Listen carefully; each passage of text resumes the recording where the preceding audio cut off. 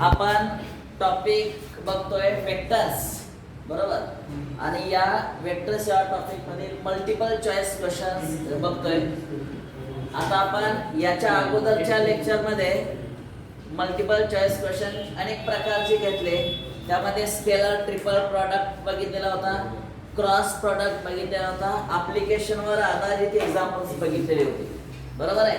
आता हे एक्झाम्पल जरा वेगळ्याच प्रकारचं आहे आणि या टाइपचे एक्झाम्पल मल्टिपल चॉईस क्वेश्चन म्हणून नेहमी कोणत्या ना कोणत्या एक्झामला विचारलं जातं. काय प्रश्न आहे जरा बघा.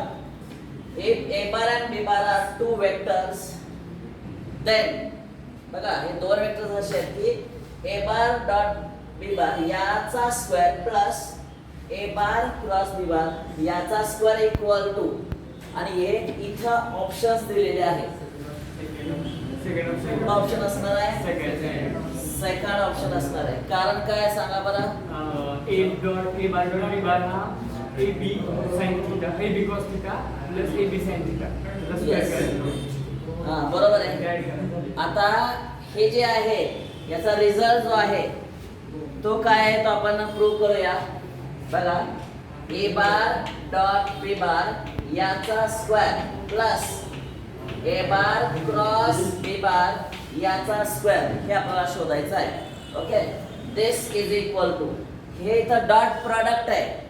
पहिल्या ब्रॅकेट मध्ये डॉट प्रॉडक्टचा स्क्वेअर, स्क्वेअर आपण नंतर करू पण आत लिहिलाय काय डॉट प्रॉडक्ट. त्यामुळे इथं डेफिनेशन लिहूया आणि त्याचा स्क्वेअर काय येणार आहे ab sin थीटा. हे डॉट प्रॉडक्टची डेफिनेशन आपण बघितले अगोदर. a bar dot b bar याचा अर्थ ab sin थीटा, बरोबर का. काही बी cos theta ab cos theta, हा ab cos थीटा, यस. लगेच होय म्हणू नका. प्लस आणि इथं क्रॉस प्रॉडक्ट आहे. काय असलं पाहिजे इथं ab sin थीटा इनटू काय n कॅप. ही वेक्टर क्वांटिटी आहे, बरोबर आहे. दिस इज इक्वल टू, आता याला सिंप्लिफाय करायचा प्रयत्न करूया. याचा आन्सर येणार आहे a square b square cos square theta plus याचा पुन्हा a square b square sin square theta. n हा युनिट वेक्टर आहे. युनिट वेक्टर त्याची मॅग्निट्यूड 1 असतं आणि 1 चा स्क्वेअर 1च असणार आहे. आणि यातून कॉमन काढता येईल a स्क्वेअर b स्क्वेअर आणि याला म्हटलं जातं इथं ब्रॅकेट मध्ये आपण लिहूया cos square theta plus sin square theta, की ज्याचा आन्सर नेहमी 1 असतं. म्हणजेच राहणार आहे a स्क्वेअर आणि a square into b square. त्यामुळे करेक्ट आन्सर तुमचा b असणार आहे. आलं लक्षात. हा एक मल्टिपल चॉईस क्वेश्चन आपण तयार केला. पण वेक्टर मधली एक्झाम्पल सॉल्व करताना हा रिझल्ट लर्न पाहिजे, तुमच्या पाठच पाहिजे. हा सारखं सारखं प्रूव्ह करायची गरज नाही. आणि याचा डिटेल अभ्यास लाग्रांजेस या मॅथमॅटिशियननी केला. लाग्रांजेस आयडेंटिटी याला म्हटलं जातं. आणि हा मल्टिपल चॉईस क्वेश्चन अजून एक तयार झाला. Which of the following is Lagrange's identity असा प्रश्न असतो. Which of the following is Lagrange's identity. आणि मग एबीसीडी ऑप्शन्स मध्ये हा डायरेक्ट रिझल्ट असतो a स्क्वेअर b स्क्वेअर. हा रिझल्ट तुमच्या पाठ पाहिजे. ओके, लाग्रांजेसनं काय केलं, जे आता आपण जे विचार केला तसंच त्यानं केला. It is the relation between, त्यानं काय शोधून काढलं बघा लाग्रांजेसनं, डॉट प्रॉडक्ट मधला रिलेशन आणि डॉट प्रॉडक्ट आणि क्रॉस प्रॉडक्ट जे वेगवेगळे डेफिनेशन्स आहेत तर त्याने एकत्र करायचा प्रयत्न केला. डॉट प्रॉडक्टचा स्क्वेअर केला, क्रॉस प्रॉडक्टचा स्क्वेअर केला, ऍडिशन करायचा प्रयत्न केला. तिथं असं लक्षात आलं की जे दोन वेक्टर आहेत त्या पहिल्या वेक्टरचे लेंथचा स्क्वेअर आणि दुसऱ्या वेक्टरच्या लेंथचा स्क्वेअर त्याचा जो प्रॉडक्ट येतो हा आणि हा बॅलन्स असतो असं त्याने शोधून काढलेलं आहे. आणि अशा रीतीने हा मल्टिपल चॉईस क्वेश्चन दुसरा तयार झाला. Which of the following is Lagrange's identity, बरोबर आहे. आता याच्यावर आधारित तिसरा प्रश्न कसा विचारला जातो ते बघा. आता ही आयडेंटिटी तुमच्या लक्षात असणार आहे. आता नेक्स्ट क्वेश्चन कसा असतो, यातच बदल केला जातो बघा. प्रश्नाला पुढचा मी सांगतो. हा पहिला प्रश्न झाला. दुसरा असणार आहे हे बा, A bar dot B bar bracket square minus A square B square equal to, आणि इथं एबीसी इथं फिलिंग द ब्लँक्स आपल्याला तिथं रिझल्ट काय असेल तो बघायचा आहे. आणि एबीसी ऑप्शन्स इथं काही दिले असतील जरा विचार करा. मी आता ऑप्शन्स वगैरे लिहित नाही, पण इथं पहिला बघा मला डॉट प्रॉडक्टचा स्क्वेअर दिलाय. काय दिलाय? डॉट प्रॉडक्टचा स्क्वेअर. इथं क्रॉस प्रोडक्ट नाहीये, तर हे जे वरचा जो रिझल्ट आहे ना त्यातलं ही टर्म उचलून इकडे आणलंय, त्यामुळे ते निगेटिव्ह दिसले बघा इथं. याचा अर्थ ही टर्म या बाजूलाच नेली तर काय दिसणार आहे? याचा रिझल्ट दिसणार आहे, सांगा काय येईल? Minus of A bar cross B बारचा स्क्वेअर इथं रिझल्ट असेल.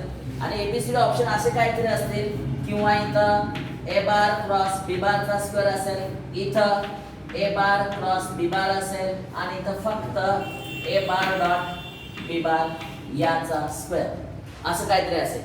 हे ऑप्शन्स कसेही असू द्या, ऑप्शन वाट बघायची गरजच नाही पाठ करायची. तर लक्षात ठेवा, हे जे स्टँडर्ड रिझल्ट आहे कुणाचा, लाग्रांज आयडेंटिटीची, तर फक्त शिफ्ट इकडं केलेला आहे, आणि त्यामुळे नवीन प्रश्न इथं तयार झालेला आहे. लक्षात आलं? तेव्हा हा प्रश्न लिहून घ्या, कारण असले प्रश्न विचारलेले आहेत याच्या अगोदर. ओके, पुढचा प्रश्न आपण तयार करूया. A bar cross B bar ब्रॅकेटचा square minus A square B square equal to, हा अजून एक प्रश्न तयार झाला. आणि त्याचे ऑप्शन्स जे असणार आहेत ती या पद्धतीने घेऊया. इथं ए बार डॉट बी बार, इथं ए बार डॉट बी बारचा स्क्वेअर, ए बार डॉट बी बार याचा स्क्वेअर, आणि इथं ए बार क्रॉस बी बार असं हा नवीन प्रश्न तयार झाला. सॉल्व करायची अजिबात गरज नाही, it is a standard result. कारण यामध्ये आता काय करा, ही जी टर्म आहे नाही, ही टर्म इकडे घेतली, याच्या शेजारी आणली, ती टर्म मध्ये मायनस असायला पाहिजे, त्यामुळे मी इथं मायनस असणार टर्म लिहितो, आणि हेच तुमचा आन्सर असणार आहे. हे तिन्ही चारही प्रश्न आता जे बघितले फक्त आणि फक्त लाग्रांजेस आयडेंटिटी वरतीच आहे. आलं लक्षात? त्यामुळे अशा स्वरूपातले प्रश्न आपण इथं बघितले. आता काही वेगळे प्रश्न असतात, ते पुन्हा लाग्रांजेस आयडेंटिटी वरती असतात. ते कसे असतात ते सांगतो. हे तुमचं लिहून झालेलं आहे. ओके, आता मी काय होतं हे पुसून टाकतो. पुढचा प्रश्न कसे तयार करतात ते बघा.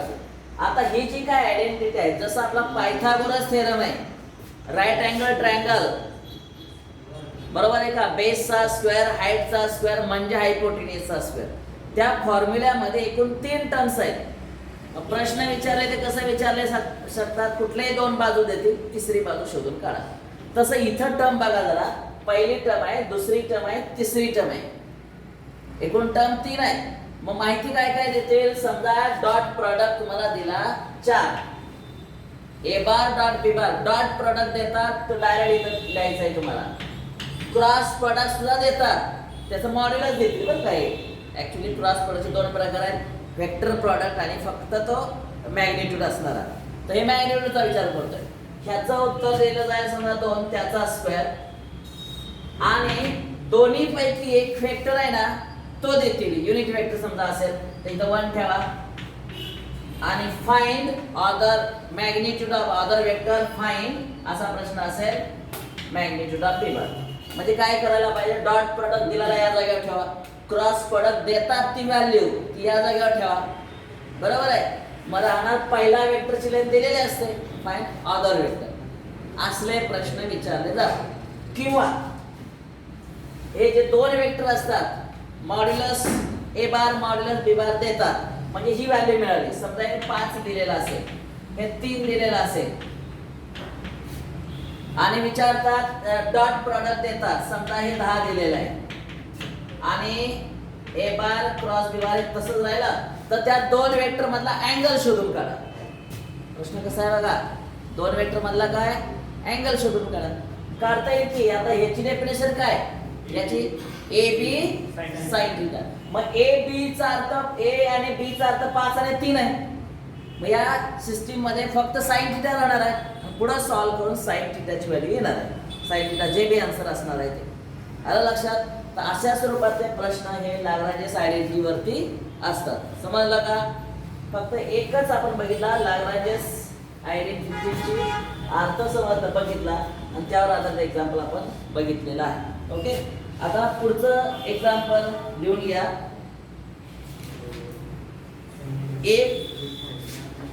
if a bar equal to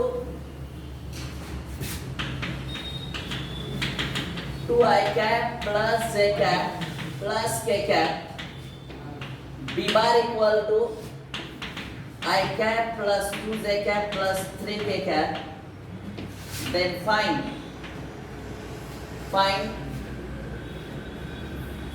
number 1, then find असल्या unit vector perpendicular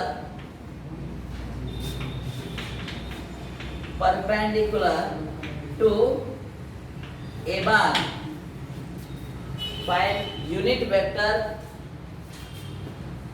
perpendicular to perpendicular च्या ऐवजी युनिट वेक्टर along असं म्हणा. along a bar, unit vector along a bar. बस एवढेच म्हणजे प्रश्न विचारलाय.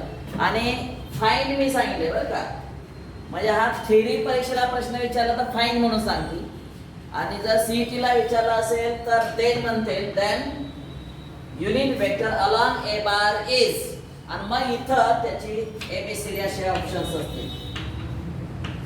ओके, आणि या प्रश्नाचं उत्तर देण्यासाठी अगदी वेक्टर या टॉपिक मध्ये सुरुवातीला मी सांगितलंय बघा असं, unit vector along a bar is equal to a bar upon modulus a bar. साधी सोपी डेफिनेशन आहे, a bar upon modulus a bar. लक्षात आलं का? एखादा वेक्टर असेल त्याच्यावरचा युनिट वेक्टर काढायचा तो फॉर्म्युला आहे. ए बार म्हणजे इथं संपूर्ण दिसतोय तुम्हाला, 2i cap plus j cap plus काय k cap upon under root 2 चा स्क्वेअर 1 चा स्क्वेअर 1 चा स्क्वेअर.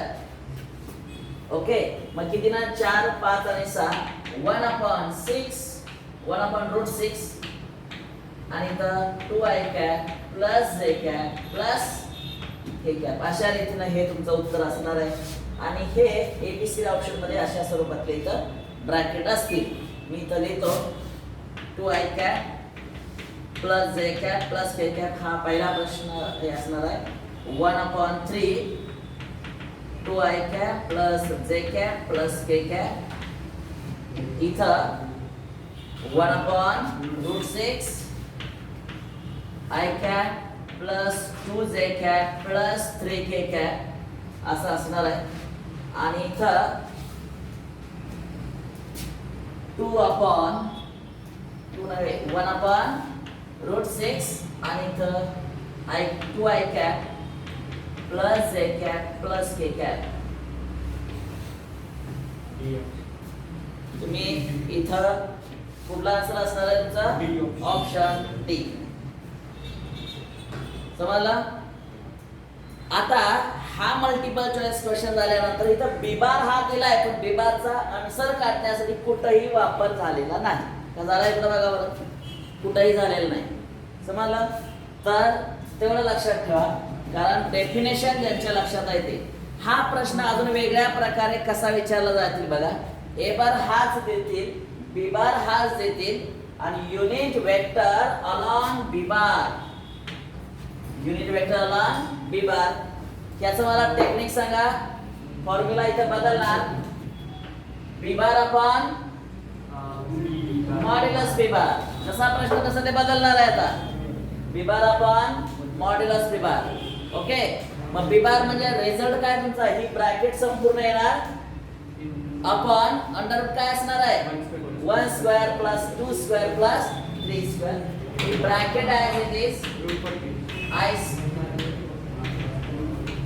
आणि इथं अंडर काय येईल 1 स्क्वेअर 2 स्क्वेअर 3 स्क्वेअर किती सांगा बरं हे 9 रूट 40 रूट 40 1 बाय रूट 14 हे उत्तर असेल आणि इथं i cap plus 2 i cap plus 3 K cap आपण युनिट वेक्टर अलॉंग हे फिक्स वाक्य ठरलंय आणि प्रश्न तयार करायला लागले पण युनिट वेक्टर अलॉंग ठीक आहे त्या वेक्टरवरचा पण त्याला समजा हा मी पेन याच्यावरती असा गेला यालाच परपेंडिक्युलर असणार हा वेक्टर घेतला तर मग याच्यावरचं युनिट वेक्टर काय असेल तर unit vector perpendicular to the two vectors हे ए बार दिला बी बार दिलाय युनिट वेक्टर अलॉंगच्या ऐवजी